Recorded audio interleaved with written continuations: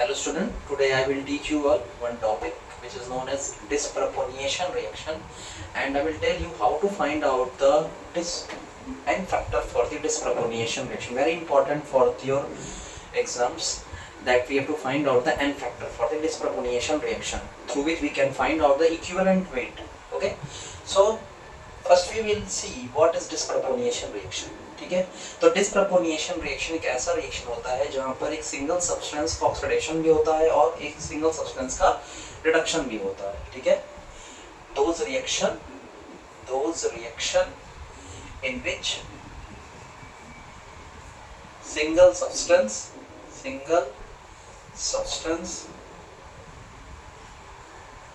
itself undergo oxidation as well as reduction is called disproportionation reaction. Disproportionation reaction. Okay, इस चीज को हम लोग समझेंगे एग्जांपल से तो आपको बातें और क्लियर समझ में आएंगी. जैसे कि मैंने दिया है यहाँ पर ब्रोमीन Br2 और इस ब्रोमीन से ये क्या दे रहा है, Br माइनस दे रहा है और क्या दे रहा है आपको है BrO3 माइनस देता है. ठीक है, ये एग्जांपल में आप देख पा रहे हो ब्रोमीन का ऑक्सीडेशन स्टेट क्या है, 0 है. यहाँ पे ब्रोमीन का ऑक्सीडेशन स्टेट कितना है, -1 है और यहाँ पे ब्रोमीन का ऑक्सीडेशन स्टेट कितना होगा, +5 होगा. ठीक है, अब आप देख पा रहे हो जैसा हो कि ब्रोमीन जो है जिसका ऑक्सीजन 0 है वो ब्रोमीन यहाँ पर किससे जा रहा है, -1 स्टेट में. तो 0 से -1 मतलब क्या हो रहा है, ज्यादा से कम जा रहा है. तो इस केस में ये क्या हो रहा है, इसका रिडक्शन हो रहा है. और इस केस में ये कम से ज्यादा जा रहा है मतलब कि 0 से +5 जा रहा है. तो इस केस में ब्रोमीन का क्या हो रहा है, आपका ऑक्सीडेशन हो रहा है.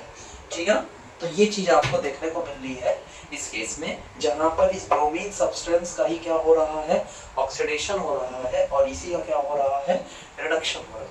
ठीक है, ये बात आपको समझ में आई होगी कि डिस्प्रपोर्शनेशन रिएक्शन क्या होता है. अब हम लोग किसी भी डिस्प्रपोर्शनेशन रिएक्शन के लिए क्या निकालने वाले हैं, इसका एन फैक्टर निकालने वाले. तो मैं आपको दो तरीका बताऊंगा जिस तरीके से आप लोग किसी भी डिस्प्रपोर्शनेशन रिएक्शन के लिए एन फैक्टर को निकाल सकते हैं. तो चलिए देखिए, सबसे पहले मैं इसी रिएक्शन को लेकर के आपको तरीका बता रहा हूँ. देखिए एन फैक्टर का पहले मतलब क्या होता है. एन फैक्टर क्या होता है, एन फैक्टर का मतलब होता है किसी भी रेडॉक्स रिएक्शन के अंदर या किसी भी रिएक्शन के अंदर, जरूरी नहीं कि रेडॉक्स रिएक्शन हो, किसी भी रिएक्शन के अंदर या किसी भी सब्सटेंस के अंदर पर मोल कितने इलेक्ट्रॉन का ट्रांसफर हुआ है, मतलब कितना इलेक्ट्रॉन का गेन हुआ है या कितने इलेक्ट्रॉन का लूज हुआ है, वही होता है एन फैक्टर. तो किसी भी डिस्प्रपोर्शनेशन रिएक्शन के लिए एन फैक्टर निकालने का एक फॉर्मूला होता है. ठीक है, क्या फॉर्मूला होता है, नंबर ऑफ इलेक्ट्रॉन गेन और loss upon stoichiometric coefficient, it's stoichiometric coefficient. ये इस तरीके से हम लोग क्या निकालते हैं, एन फैक्टर्स को फाइंड आउट करते हैं किसी भी डिस्प्रपोर्शनेशन रिएक्शन के लिए. चलिए पहला जो हम आपको बताएं दैट इज द मेथड 1. ठीक है, तो देखिए मेथड 1 से हम लोग किसी भी डिस्प्रपोर्शनेशन रिएक्शन के एन फैक्टर को कैसे फाइंड आउट करेंगे. तो मैं एक रिएक्शन लिख रहा हूँ, Br2 gives Br minus plus BrO3 minus. Okay, अब इस रिएक्शन में जब भी हम एन फैक्टर जो मेथड 1 से निकालेंगे, सबसे पहले जो हमारे पास रिएक्शन दी होगी तो पहले हम ये चेक कर लेंगे कि ये गिवन रिएक्शन आपका डिस्प्रपोर्शनेशन रिएक्शन है कि नहीं. तो आपको जैसा मैंने पहले बताया था ये रिएक्शन क्या है, एक डिस्प्रपोर्शनेशन रिएक्शन है.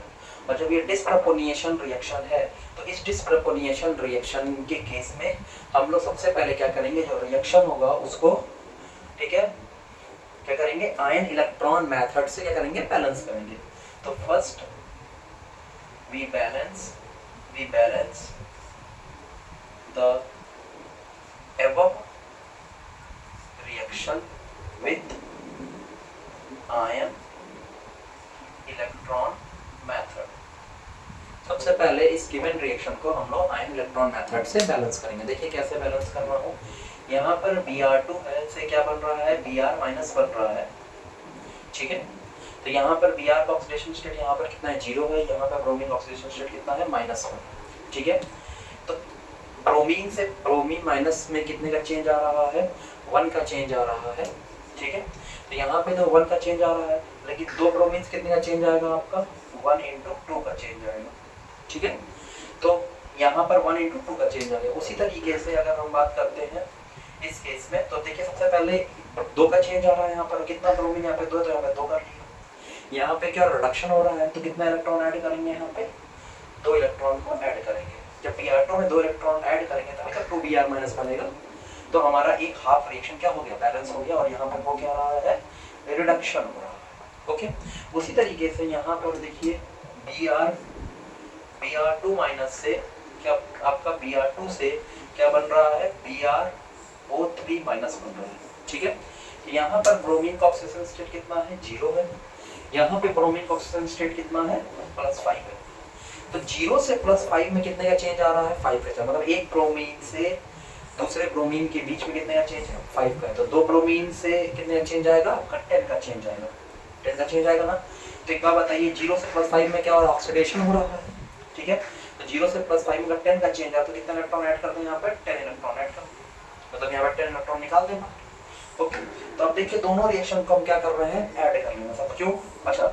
लेकिन देखिए ये पहला इक्वेशन में आप देखो कितने इलेक्ट्रॉन है, 2 इलेक्ट्रॉन आएंगे, कितने इलेक्ट्रॉन है 10 इलेक्ट्रॉन है।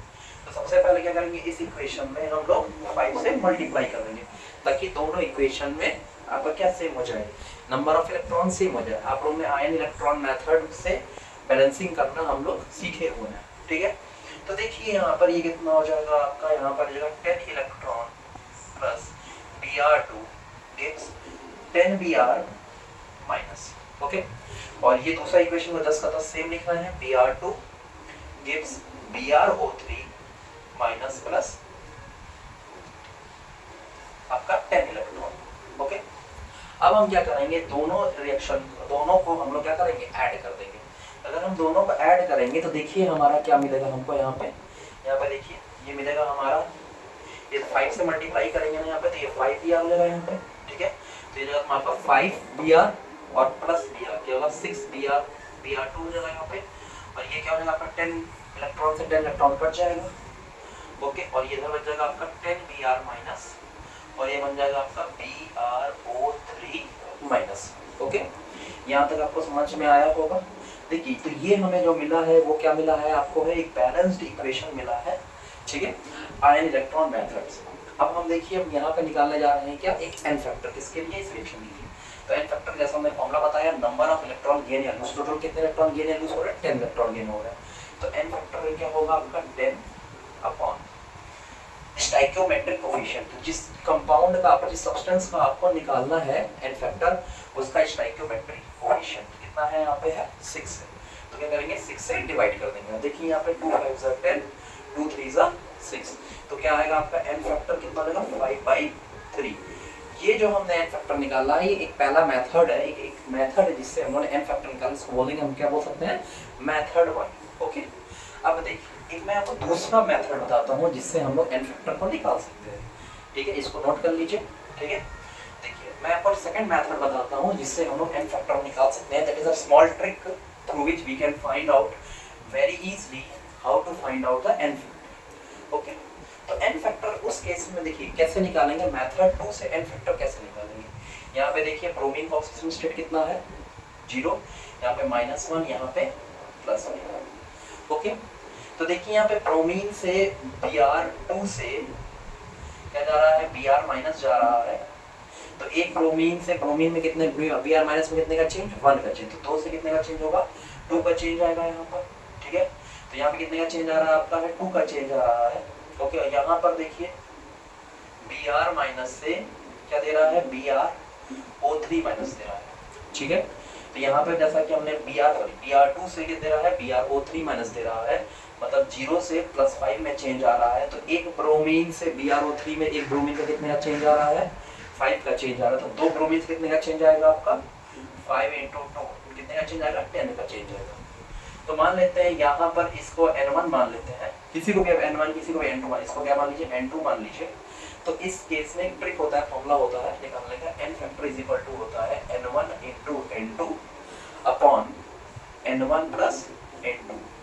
तो n1 कितना दिया है आपका 2 दिया है और n2 कितना दिया है आपका 10 हो गया, okay, upon n1 plus n2, 2 plus आपका 10 कितना आएगा आपका 20 अपॉन 2, 10 जा 20, 2 6 जा 12, ठीक है यहाँ पे। और देखिए फिर से फर्दर है 2 5 जा 10, 2 3 जा 6। देखिए मेथड 2 से भी आपका n फैक्टर क्या मिल रहा है भाई, सेम मिल रहा है। तो n फैक्टर कितना हो जाएगा आपका 5/3, ओके। आई होप आप लोग को ये समझ में आया होगा अच्छे तरीके से, ठीक है। आप ज्यादातर क्वेश्चंस में यही तरीका शॉर्टकट ट्रिक निकालिए, चेंज निकालने के बाद ये फॉर्मूला लगा लीजिए, ठीक है। मैंने आपको दोनों तरीके से समझाया है किस तरीके से हम लोग n फैक्टर को फाइंड आउट करते हैं, ओके। Thank you students.